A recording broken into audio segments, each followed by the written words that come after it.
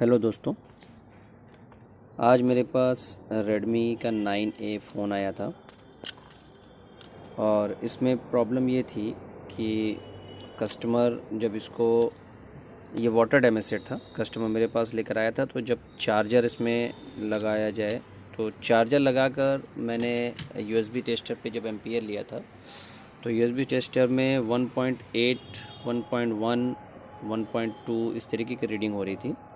Water damage set था और display इसमें जो मेन फॉल्ट था, कस्टमर का कहना था कि डिस्प्ले की लाइट एक बार आएगी फिर चली जाएगी, फिर आएगी चली जाएगी, इस तरीके से सेट प्रॉपर ऑन नहीं हो रहा था। तो पहले तो मैंने इसको डायग्नोस किया कि हो सकता है कि इसके लाइट आईसी में या ग्राफिक्स आईसी में कोई प्रॉब्लम हो जिसकी वजह से ये ऐसा कर रहा है। मैंने इसका कनेक्टर देखा तो कनेक्टर के ऊपर काफ़ी इसमें गंदगी थी, कार्बन जमा हुआ था। मैंने इसको भी साफ़ किया। हालांकि वो वीडियो मैं शूट नहीं कर पाया क्योंकि मेरे माइक्रोस्कोप में देखिए कैमरा नहीं है। अभी मैंने 4K कैमरे का ऑर्डर दिया हुआ है। कैमरा आ जाएगा तो ये सारी चीज़ें रिकॉर्ड होकर मेरे कंप्यूटर में चली जाएंगी और वो फिर मैं बाद में एडिट करके इसमें डालूँगा। तो मैंने जो डायग्नोस किया वो मैं आपको बताना चाह रहा हूँ। देखिए, मैंने इसमें डायग्नोस किया, मैं माइक्रोस्कोप के सहारे से आपको दिखा रहा हूँ। देखिए, सबसे पहले मैंने ये कनेक्टर चेंज किया। कनेक्टर चेंज करने के बाद भी जब कंडीशन सेम थी तो मैंने इसका GR वैल्यू लिया कनेक्टर का। कभी भी आपके पास ऐसा केस है डिस्प्ले से रिलेटेड तो आपको लग रहा है कि इसमें डिस्प्ले की प्रॉब्लम है, तो स्टार्टिंग वहीं से कीजिए जहाँ से आपको प्रॉब्लम समझ में आ रही है। मैंने इस पॉइंट से लेकर पूरी GR वैल्यू ली। मैंने इसको 1 काउंट किया और 1 से काउंट करते वक्त जब मैं इसके, देखिए ये 17 नंबर है, ये 16, ये 15 नंबर पे इसमें आती है 1.8 की सप्लाई। मैं इसको आपको बोर्नियो में भी दिखाता हूँ। देखिए, ये है 15 नंबर, ये सप्लाई, ये है 1.8 की सप्लाई। मैं थोड़ा जूम करके दिखाता हूँ।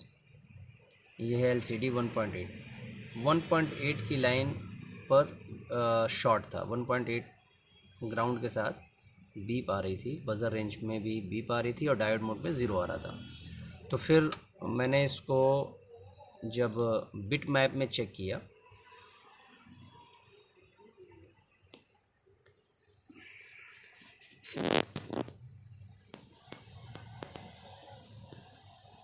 मैं कनेक्टर पर पहले जाता हूँ। देखिए, ये है कनेक्टर, डिस्प्ले कनेक्टर, और यहाँ से मैंने काउंट करना शुरू किया। 1 2 3 4 5 6 7 8 9 10 11 12 13 14 15, ये नंबर है 15। देखिए, इसमें आ भी रहा है LCD 1.8। इसको जब मैंने टिक किया तो ये सीधा मुझे एक ड्राइवर IC के पास लेके गया। CPU के नीचे लगी हुई है। मैं अभी बोर्ड में भी आपको दिखाऊंगा। देखिए, ये है इसका एक LDO है जो कि NC है, बोर्ड में लगा हुआ नहीं है लेकिन ये NC है। और ये एक रजिस्टर है। कभी भी ऐसी प्रॉब्लम आए तो आप पहले रजिस्टर खोजिए, या वो ब्रिज का काम करता है। जब आप रजिस्टर निकाल देंगे तो उसके एक साइड अलग हो जाएगी, दूसरी साइड अलग हो जाएगी। मैंने इस रजिस्टर को निकाल दिया। इस रजिस्टर को, चूँकि यहाँ से 1.8 आ रहा है पावर IC से और यहाँ LCD को मिल जा रहा है, और ये इसकी इनेबल है। देखिए, डायग्राम में मैं भी आपको दिखाता हूँ। इसमें देखिए 1.8 यहाँ आएगा, यहाँ से भी सिस्टम आएगा और ये CPU से इनेबल आएगी। ये लाइन डायरेक्ट CPU से आएगी, 1.8 इनेबल। तो देखिए, ये लाइन में मैं चेक करा दे रहा हूँ आपको। ये CPU से इनेबल आ रही है, ठीक है। अब ये 1.8 का जब मैंने रजिस्टर रिमूव किया तो इस साइड जो डिस्प्ले कनेक्टर पर ग्राउंड के साथ बीप आ रहा था, शॉर्ट आ रहा था, तो ये साइड क्लियर हो गया। यहाँ पर शॉर्टिंग थी। अब इस पॉइंट पे जब मैंने टेक किया तो बहुत सारी जगहों पर ये लाइन गई है। ये 1.8 की मेन लाइन है। तो मैंने इसमें डायरेक्ट CPU पर अटैक किया। मैं आपको बोर्ड भी दिखाता हूँ। देखिए, मैंने किसी भी IC पर, क्योंकि मुझे डायग्नोस के वक्त ही पता चल गया था कि पावर IC और दिगर अगर अदर सेक्शंस में कोई प्रॉब्लम नहीं है, मैंने डायरेक्ट इसके CPU पर अटैक किया। ये है इसका CPU, मीडियाटेक का 6762V।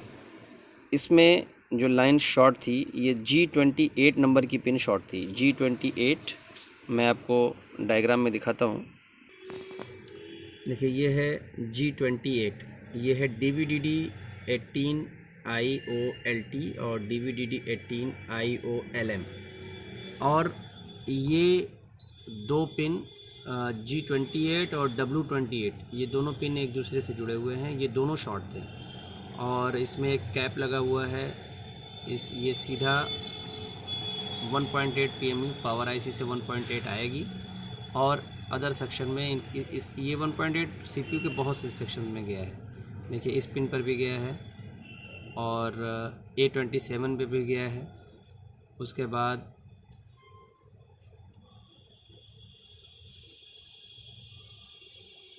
बाद ये लाइन है।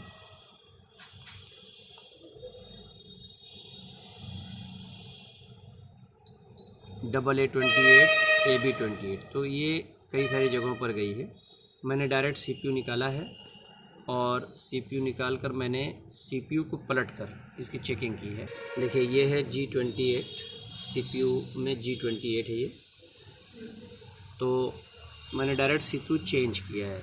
और CPU मैंने लिया किससे है?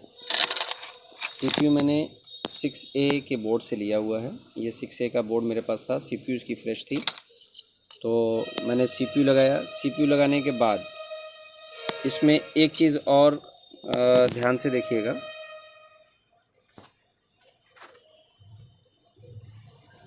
माइक्रोस्कोप में जब मैंने ये शील्ड काटी ना, तो ये जो रजिस्टर है ये VIO VA12 है। ठीक है, ये VA12 का रजिस्टर है, जो कि ग्राउंड के साथ अटैच होना चाहिए। ये ग्राउंड इसका कट गया।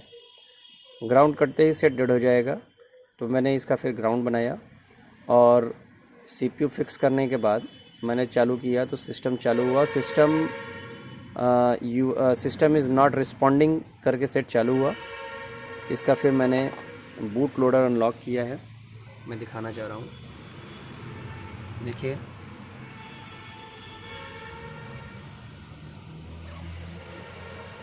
मैंने CM2 से इसका बूट लोडर अनलॉक किया। यहाँ पर लॉक भी आपको मैं दिखाऊंगा।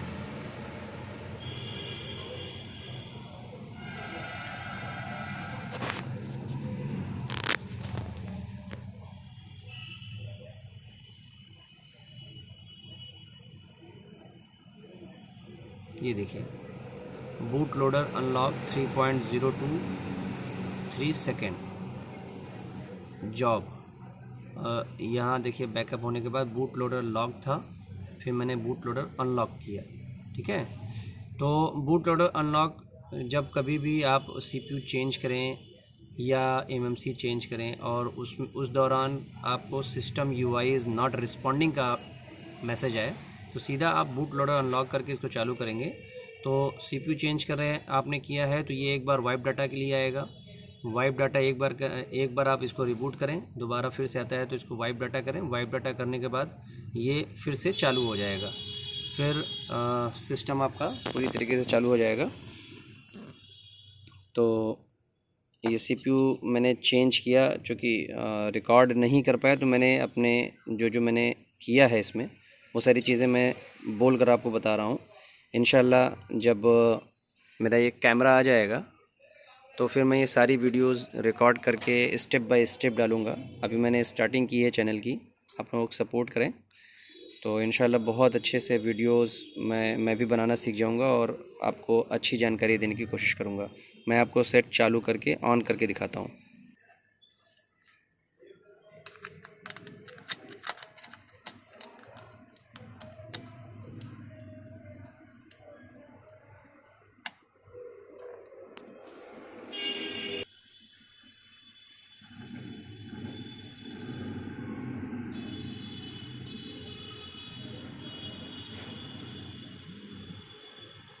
देखिए ये सेट मेरा चालू हो गया है और ये जो लॉक अनलॉक का सिंबल आ रहा है ये बूट लोडर अनलॉक का है। आप चाहें तो इसको दोबारा से जब सेट पूरा सही हो गया। हाँ, एक चीज़ और मैं आपको बताना भूल गया, जब कभी भी आप CPU चेंज करेंगे तो इसमें एनवी डाटा करप्टेड का भी मैसेज आता है। तो उसके लिए मैं दिखाता हूँ आपको, 2 रजिस्टर हैं जो कि आपको रिमूव करने होंगे। देखिए, एक तो ये रजिस्टर है,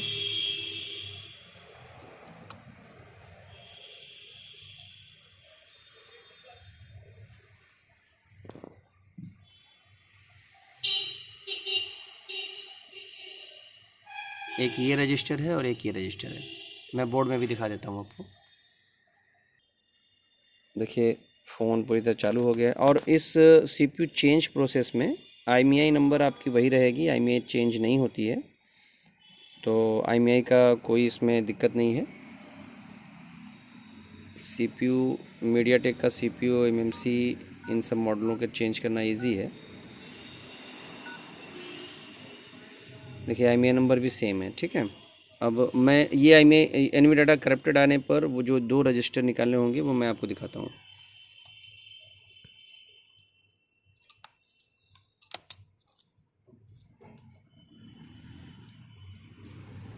एक हाथ से मैंने मोबाइल पकड़ा हुआ है और एक हाथ से शूट कर रहा हूँ, तो थोड़ा सा दिक्कत आ रही है।